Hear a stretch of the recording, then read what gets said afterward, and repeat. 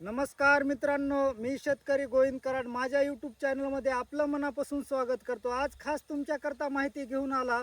तर मित्रांनो, आपल्याला कुणाला जर गजकरण असेल किंवा आपल्या मित्राला असेल किंवा नातेवाईकाला असेल किंवा दुसऱ्या कुणाला असेल किंवा आपल्याला माहिती जरी असेल ह्या माणसाला गजकरण आहे, तर त्यापर्यंत ही व्हिडिओ शेअर करावा।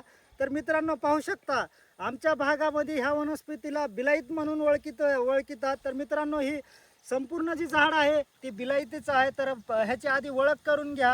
ह्याला पिवळे पुष्प असतात आणि संपूर्ण झाड हे काट्याच्या पानाचं असतं मित्रांनो। कारण तर ह्याला कुठं पण हात लावायला येत नाही मित्रांनो, कारण तर ही जी छोटे छोटे काटे आहेत ते टोचतात मित्रांनो।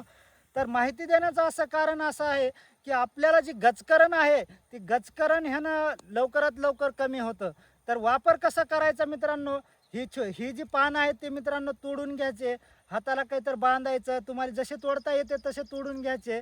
कारण तर असा जर हात लावला तर लय टोचत येत। तर ही तोडून घ्यायचे, एक दोन पानं तोडून घ्यायचे, बारीक वाटायचे, आपलं खलबत्त्यात वाटा, मिक्सरमध्ये वाटा, अनेक कशामध्ये वाटा। तर मित्रांनो, वाटलं की ज्या ठिकाणी आपल्याला गजकरण झालेलं आहे असं 5-7 दिवस जर आपण ह्या औषधाला जर लावलं तर आपलं गजकरण जे आहे ते 100% कमी होतं माझ्या माहितीनं।